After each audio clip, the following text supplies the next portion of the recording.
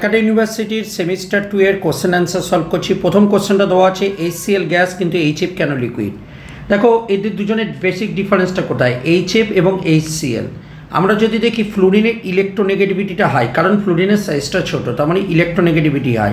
আর electronegativity যত high হয়ে থাকে তত হাইড্রোজেন বন্ডিং হয়ে থাকে, তার মানে এইটার মধ্যে হাইড্রোজেন বন্ডিং বেশি হয়ে থাকে HF এর মধ্যে।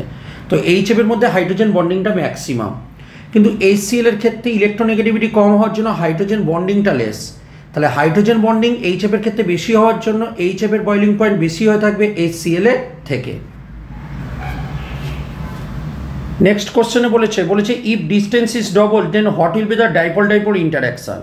ডিস্টেন্সের সঙ্গে ডাইপোল ডাইপোল ইন্টারাকশনের রিলেশনটা কি আমরা জানি, ইপি মানে এনার্জি প্রপোর্শনাল টু মাইনাস তাদের dipole movement μ1 square μ2 square divided by r⁶। তার মানে ডিস্টেন্সের সঙ্গে কি হচ্ছে 1/r⁶। তাহলে ডিস্টেন্স যত বাড়বে ডাইপোল ডাইপোল ইন্টারাকশন তত কমবে, তাই তো। তার মানে আমরা যদি E1/E2 করি তাহলে কী হবে আমার কাছে, E1 মানে নিচেরটা হবে R1 আর ওপরে r1⁶, আর ওপরটা কী হবে 2r1⁶, রাইট। তার মানে পরের লাইনে কি বলতে পারি, E1/E2 equal to 2⁶ r1 square divided by r1 square. r1 square কেটে যাচ্ছে, তার মানে E2 সমান হবে 1/2⁶ ইন্টু কী হবে E1। এইটা হলো তোমার কাছে অ্যান্সার। ওকে, পরের কোশ্চেন আসি। পরের কোশ্চেনটা বলেছে ভিরিয়াল ইকুয়েশন অফ স্টেট।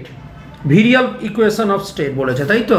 তার মানে ভিরিয়াল ইকুয়েশন মানে কি, জেড সমান কি হচ্ছে 1 + 1/Vm b minus a/RT plus b²/Vm তার square plus b3/Vm suffix m তার কিউব। এটা ইকুয়াল টু কার সঙ্গে করবো, জেড সমান 1 + b/Vm c/Vm² d/Vm কিউ তার সঙ্গে করব। তাহলে ফার্স্ট ভিরিয়াল ফর্মটা কী হবে, এই যে এখানে b minus a/RT equal to কী হবে b, তাহলে b সমান হবে b মাইনাস a/RT। এটা হলো অ্যান্সার, ঠিক আছে। এটা হলো ভিরিয়াল কনস্ট্যান্ট। পরের কোশ্চেনটা আসছি। পরের কোশ্চেনটা বলেছে ড্র গ্রাফ করতে বলেছে। দেখো আমরা কি জানি, বয়েলস ল, PV সমান কী হয় কে। এবার দেখো PV² মানে PV² করলে এটা কে ইন্টু কী হবে বলো, ভি। তার মানে দেখো এটা সমান কী হচ্ছে, y সমান mx হচ্ছে, রাইট। তাহলে p² ভি ভার্সেস ভি কী হবে, y সমান mx মানে past form origin.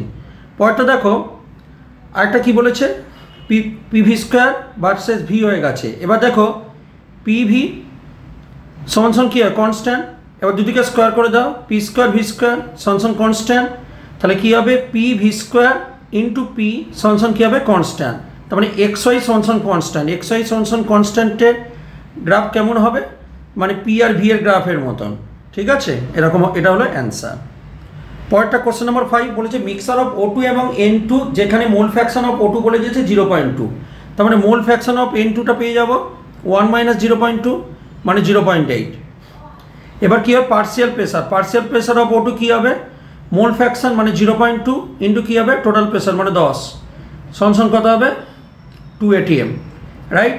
Partial pressure of nitrogen কী হবে, তার মোল ফ্র্যাকশন কত বেরিয়েছে 0.8 ইন্টু কত হবে 10, তার মানে হবে 8 atm। কোশ্চেন নাম্বার 6 বলেছে কম্পেয়ার ডিফিউশন রেট বলেছে। দেখো ডিফিউশন রেট কী আছে, আর ভ্যারিজেস 1/√m।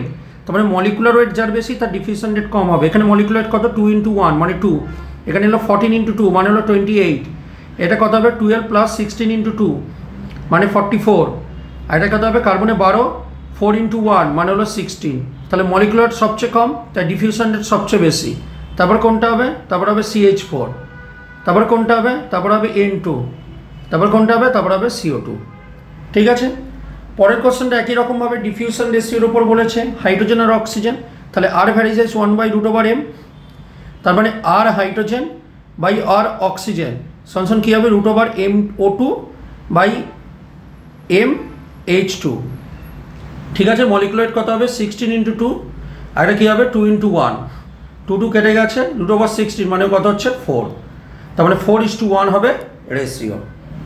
ওকে, পরের কোশ্চেন দেওয়া আছে if the other term are constant P R V R T বলেছে, তার মানে পিভি সমান আমরা কি জানি এন আর টি, তাহলে পিভি প্রপোর্শনাল টু কী হবে এন, তাহলে P1 V1 সরি পিভি ভ্যারিজাইজ কী হবে টি, কারণ পি ভি আর টি দেওয়া আছে, তাহলে P1 V1 divided by P2 V2 equal to কী হবে T1 বাই T2, তাহলে P1 এর ভ্যালু বসাও কত আছে 1 ATM, V1 এর ভ্যালু বসাও কত দেওয়া আছে 10, P2 এর ভ্যালু বসাও P2 এর ভ্যালু কত দেওয়া আছে 2, V2 এর ভ্যালু বসাও দেওয়া আছে কত 15, এবার T1 হচ্ছে 0 ডিগ্রি, 0 ডিগ্রি মানে 273 কেলভিন, এখান থেকে T2 এর ভ্যালুটা ফাইন্ড আউট করে নেবে, এটা ক্যালকুলেট করে নিতে হবে। ওকে, কিন্তু মনে রাখতে হবে টেম্পারেচার কিন্তু আমি কেলভিন ইউনিটে বসাবো।